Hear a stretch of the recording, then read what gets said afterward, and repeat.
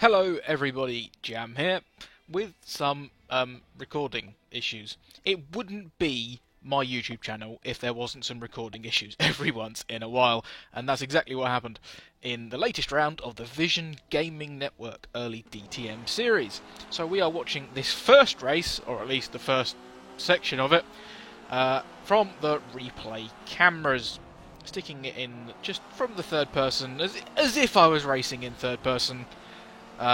And trying to pretend that I didn't totally mess up. So we've already started the race then, around turn 1, and we're going into turn 2, and I was really trying to stop Ords from diving down the middle of between myself and Bobby, who's got a nice new paint job for this week, but I couldn't stop him doing it, and he has a fantastic bloody run around the outside there, leaving myself and Bobby fighting over, I don't know what position this is. I think I started 7th for this first race. Not quite as impressive as the pole position from last week, but there's, it's just one of those things. I prefer Nürburgring apparently. Still side by side with Bobby as I ramble, and finally clear him as we exit that very, very difficult and tight left-hander. Bobby comes back a little bit towards my rear bumper through the right-hander, but as we approach the stadium section, I seem to be clear. So we're going to jump forward now and have a look up the inside of Hordes, but Nothing doing quite yet into that penultimate corner. It is a move I love to try and pull off. As BP Solo, new to the series this week, runs wide on the exit of the final corner, and that's another position. So we jump forward to another highlight, and I dive up the inside of Hordes into that tricky left-hander that I mentioned earlier. Got past Bobby there, couldn't get past Hordes there though. And I think we are going to cut to another highlight again. And I just gave myself time to ramble when I didn't need it for once.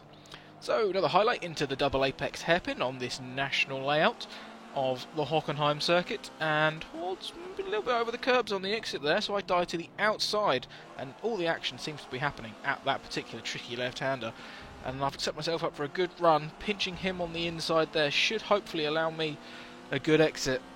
And it's a nice move when you can pull that one off, but I haven't managed to do it there. I'm still up behind as we approach the stadium section. Nice run around the right-hander. I don't think I'm close enough to have a look into the hairpin. Hordes goes very deep though. Am I going to be able to sneak up the inside there? I am. We make a little bit of contact on the exit, sorry. And a little bit more as we go through it's a very awkward left-right, that bit. It's not really a two-car wide section, but Hordes makes it work using plenty of curb, and I think I did on the left-hand side as well. So it's status quo as we finish that lap. I don't know if this is just a few corners later or a few laps later, because obviously we've got no HUD, but I'm going to send one up the inside into the first of the two right-handers here. Oh, it's basically one corner though, really, isn't it?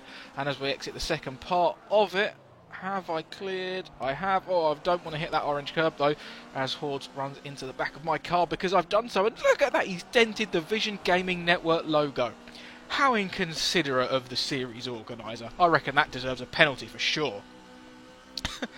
that was meant to be funny. I thought of that joke days ago, and it really didn't come out right, did it? I'm sorry about that one. I'll try and be a bit more natural in general.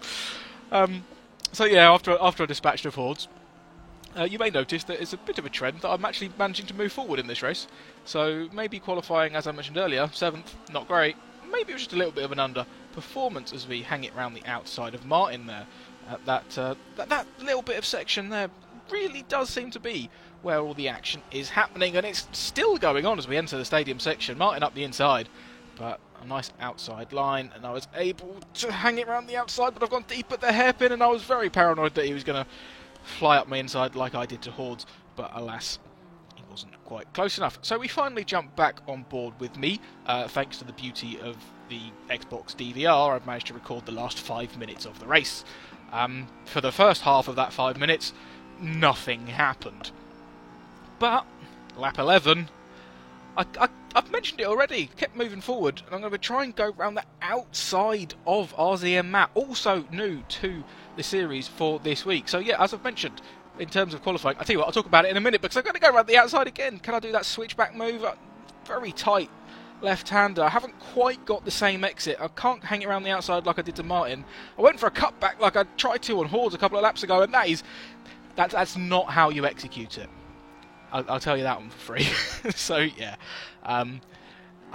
yeah, with only one lap to go, a mistake like that, and I'm now very much focusing on defending rather than attacking, and that Alpha can apparently brake a lot later into the hairpin than I can. But to quickly finish off an anecdote, yes, I did qualify in 7th, and as you've seen through this race, I seem to have pace to suggest I can do better than that in the race. But of the 6 people in front of me, 3 of them weren't there last week, and 2 of them have been at Forza RC, so maybe not so bad. And we quickly skipped over the last lap because I didn't really have to do quite that much defending, and we've apparently quite quickly skipped over the results, so I hope you saw them while they were there. So for race 2, we're finally back on board and live, and you can see I'm starting in 8th place for the reverse top 10, which is actually 1 place lower than I started in the last race, of course. Which is, effectively the same is what I'm trying to get at. So hopefully I can have a very similar race and try and get another podium. That would be very nice indeed. And of course, because of the way the reverse top 10 works, I've already overtaken everybody that's in front of me, I think. Or at least some of them anyway. Yeah, definitely not all of them. Yeah, I'll shut up. But they're 4 wide into turn 2, and this was quite the talking point because that is not something you want to do, but they managed to get through there quite cleanly, and Martin was hanging back trying to wait for a gap to open, and the gap that he was waiting to open was sort of left open, so I dived for it, and I managed to get past 2 of the cars that were 4 wide as well, and breaking into the hairpin. I was very close to running into the back of Hordes there. Just about managed to not do so. Not the best exit from the hairpin though. And we're going to have to be covering the inside of this technical left-hander. Solo's going to try and go around the outside in the Alpha. There's a little bit of contact there. Hopefully I've pinched him on the inside and hang it around the outside like I did to somebody in the last race. I've forgotten already. And it's going to be a drag race down in towards the stadium section. Once again, I'm on the outside like I was with Martin. But on this occasion, I didn't really hang out on the wide line. I just sort of went wide. And unfortunately ceded the position to Solo, who started 1 place behind me, of course. And I did jump past him off the grid, but he's now back in front of me. So, yeah, that's not really too ideal. And I'm not quite sure what we're staying on board for, because I don't think anything else is going to happen on this clip. Come on, change! There we go. Towards the end of lap 2, and after overtaking me, Solo is not hanging about.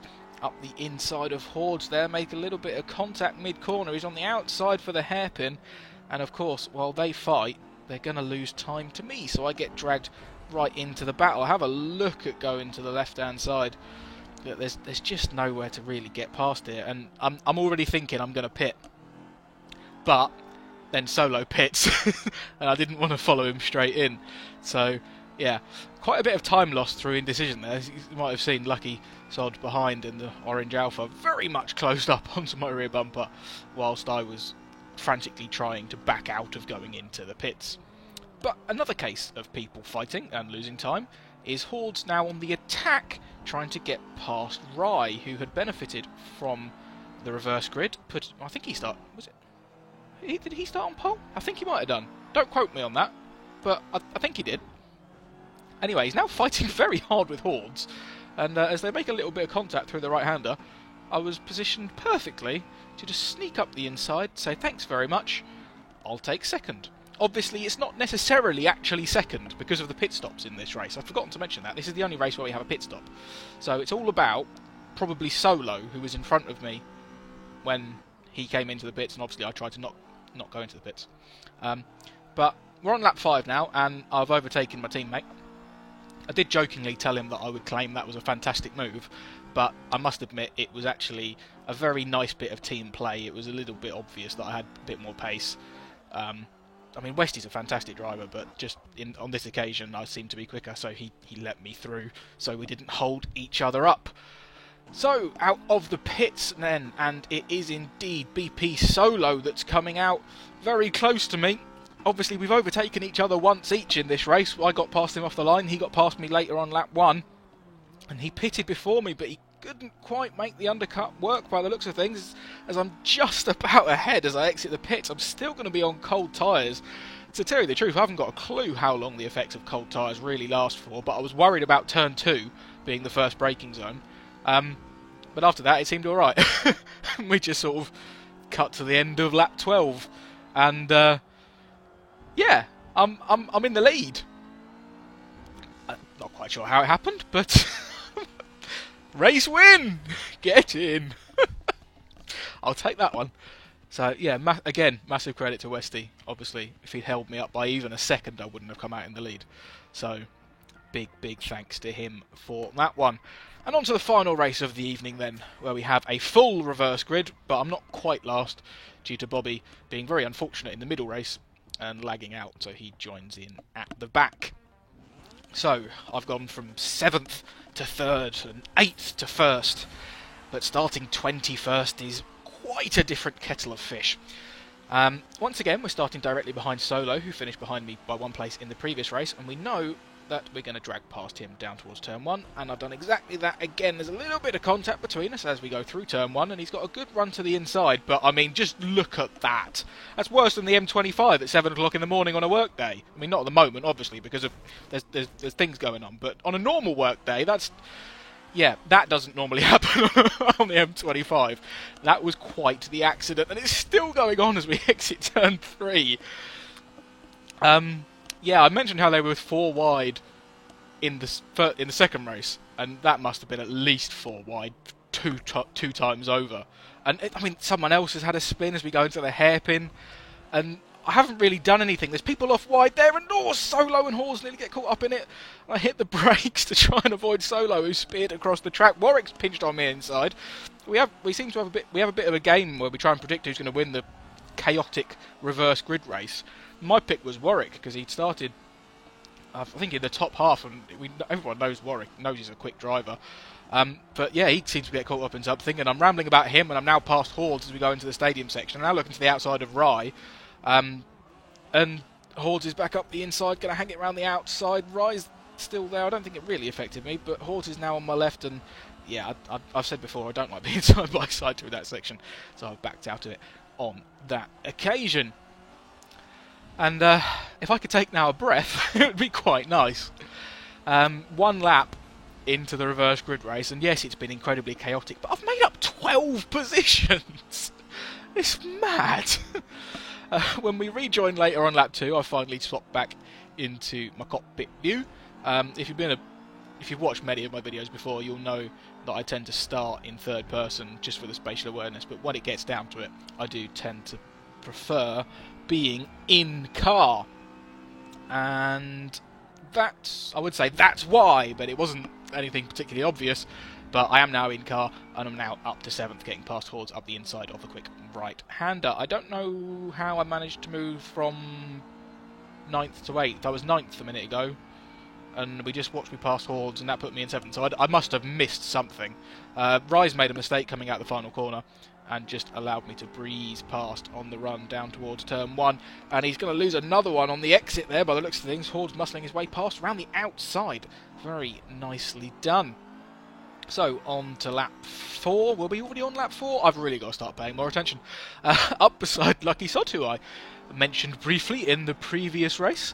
It's a very nice livery. That Alpha, if I was picking cars on looks alone, I'd be in the Alpha. It's a boxy beaut, and I very much like that livery, but I don't want to sit behind and stare at it for too long, so there's another overtake completed. And having to defend a little bit to try and make sure I stay in now P5 into the hairpin, but hopefully we'll cut soon, and that'll be the last we see of Lucky Sod for a while. Well, maybe that's a little bit mean, he's still there in the mirror, but you know my aspirations are to continue moving forward, and I'm sure Lucky's are as well, but I'm digging myself into a hole, so I'm going to stop talking about it and start trying to talk about overtaking Tiggerwoo if I can. Apparently, BMW pretty quick on the straights. We established that at Nürburgring last week, but I thought the Alpha was quicker. Maybe it's something to do with this setup. It seemed to be quite an easy move into the right-hander, but once again I've gone deep into the hairpin, much deeper than I did before. Fortunately for me, Lucky Sod is there, putting the pressure on Tiggerwoo as well, but what a moment that was. That could have ended in tears.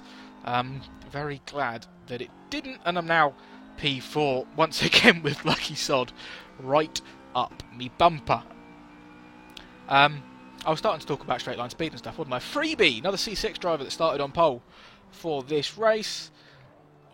Didn't really defend well enough into turn 2 and has allowed me to slide up the inside, but I haven't had the best run round the corner, and I thought he was going to block me off there. It would have been aggressive but fair, but he has moved back over to the left hand side, and I guess I can carry on talking about straight line speed. Maybe I'm running a little bit less aero, maybe I've got a better gearing set up, I don't know, but managed to sort of gain half a car length on him, put me in a position to make sure I was on the inside into the hairpin and take that position. But yeah, the Alfa generally seems like one of the quicker cars on the straights. This Beamer's very good all-rounder, and the Merc is typically the better cornering car, but maybe lacks a bit on the straights. Massive exception to Hordes. I've got to give credit where credit's due. He apparently was running a different gearing setup for this week at Hockenheim compared to Nürburgring, and that thing was so quick on the straights. It was alarming, to say the least. But I'll stop talking about setups and start talking about racing, as we're once again up behind Matt in the closing stages of a race.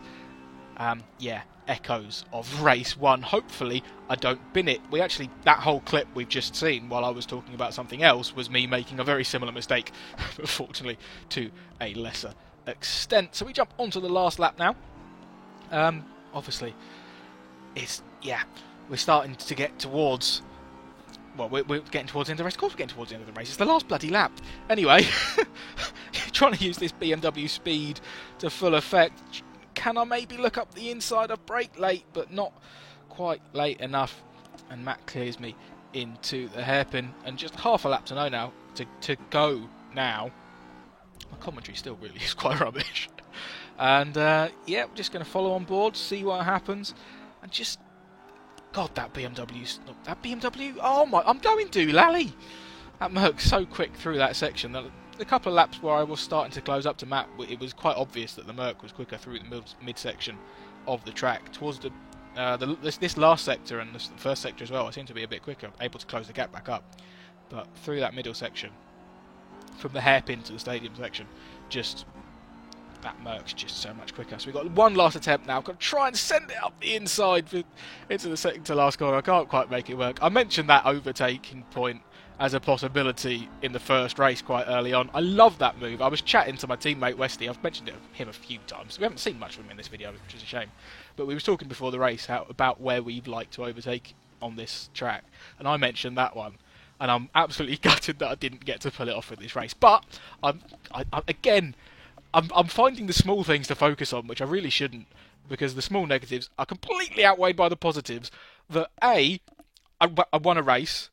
I got 2 more podiums, and I've extended my lead. No, sorry, I haven't extended my lead in the championship. I've taken the lead in the championship over my teammate, which is just brilliant all round, because it also means that we're leading the team's championships by quite a margin already.